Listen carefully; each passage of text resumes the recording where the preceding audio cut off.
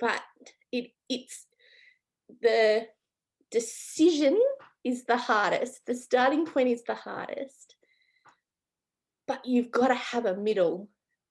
There is no getting around the middle.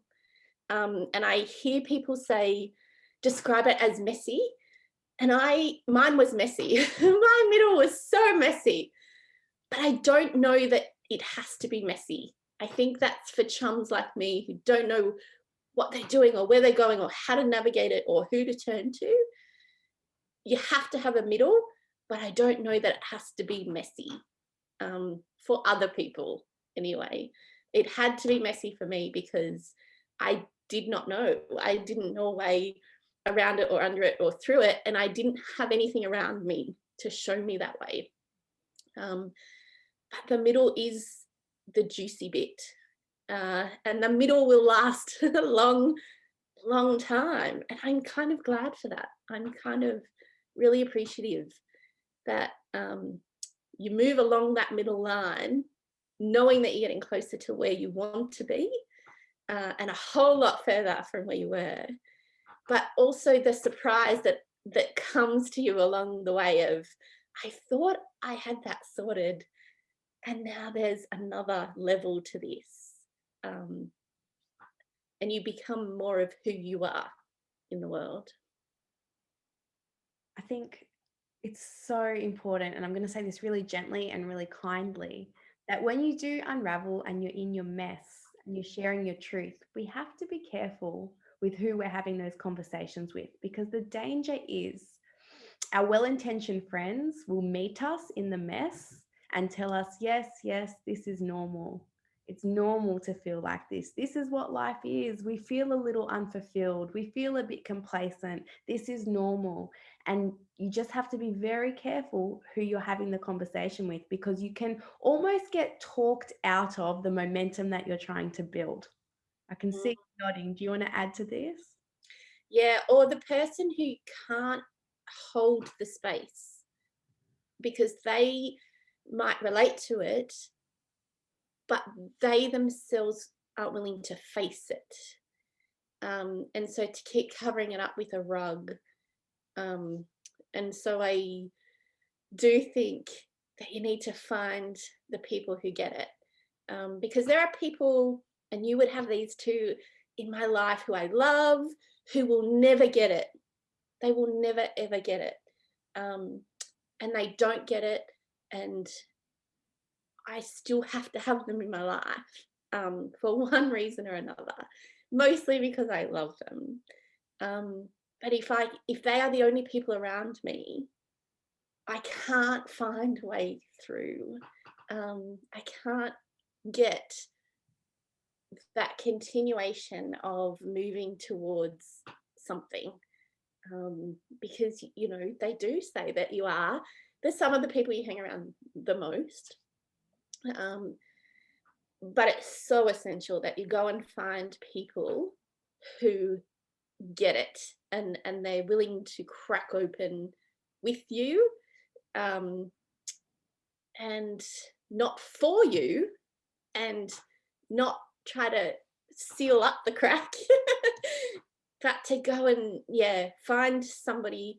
And that's kind of what I did when I hopped onto Google and Googled, how do I find my soul? Because I thought at that time Google was my answer. I could not think of anyone around me who would help me answer that question. Yeah, you're right. I think having people who can hold it as gently in their hands as you need them to is really important. And I think, aligning ourselves or realigning or recalibrating, whatever you want to call it, to our soul's purpose is such a unique and individual experience, but we're not supposed to do this alone. We're not supposed to do anything alone. And that was one of the big things that I had learned, being this fierce, independent, stand by myself, watch me, I can do it woman. None of this was ever meant to be done alone. And that was huge for me because I'd been locked into that logical, methodical mindset for a very long time. So to really pull out of my head and into my body and have this emotional conversation with myself about connection and being connected to everything around me was huge. Must have felt like overload though, to go from being kind of, shut down in a zombie-like existence, zombie zen, I call it for a lot of people, to then being re-stimulated by everything, trying to reconnect. What was that like? Mm. It was in some ways huge, and in some ways one little step at a time, like one minute piece at a time. Um, and I had made some really core promises to myself early on. And one was to start telling the truth no matter what, no matter what. So if I didn't want to go somewhere, I would say no if I didn't want to go.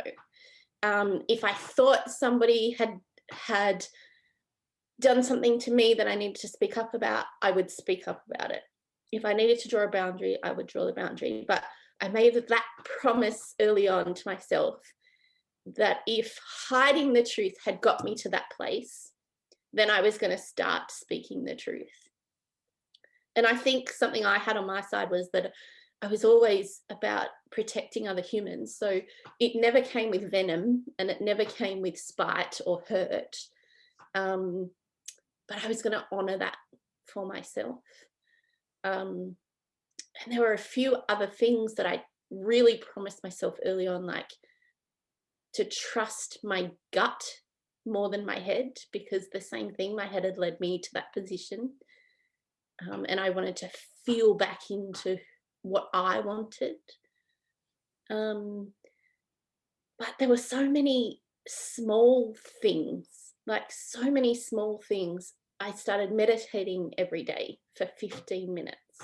And I couldn't do it. I couldn't do it. This sucks. Not for me. And now I do it for, over an hour.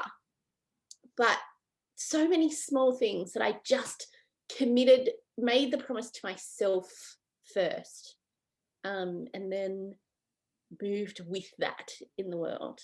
And it feels like such a long time ago now. Like I feel like a whole new version of me in the world. And so many people who meet me say, I don't believe that. Like, I don't believe you could have no emotion. I don't believe that you wouldn't be like this. But I honestly was hollow. I was empty.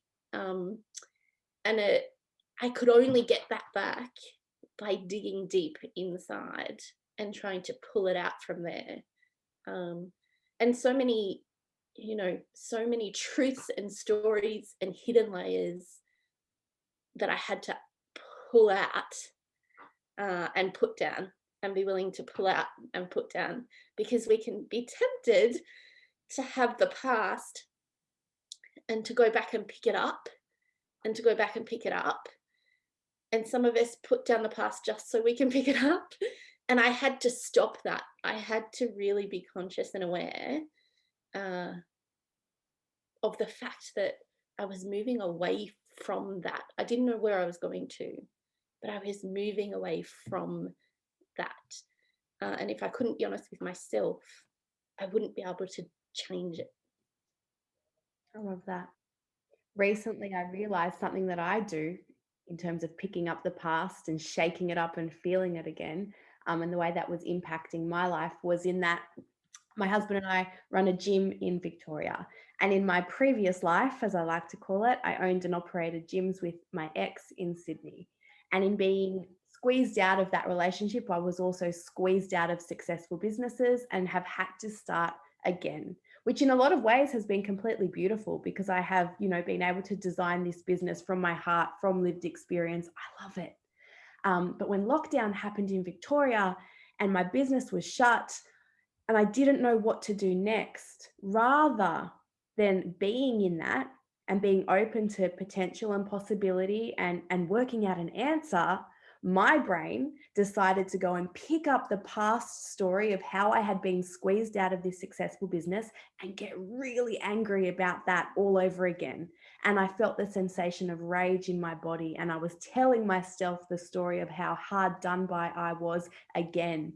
And I had this moment where I just kind of like, it was almost like I lifted above myself and I saw the posture that I was holding and just how ineffective it really was. And I realized I had compassion for myself in that moment, because I thought, you're just scared and you don't know what to do. And you're distracting yourself by feeling angry, because that anger is serving you, because the anger is distracting you from the fact you actually have to put in some work and find a solution, to the problem that you are facing.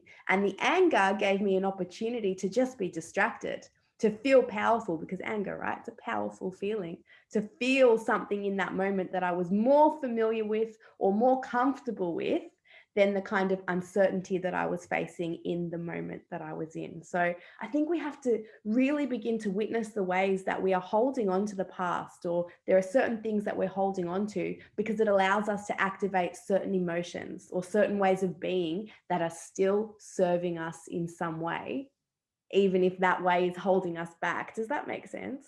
Oh, so much sense. And it's the way our bodies are designed.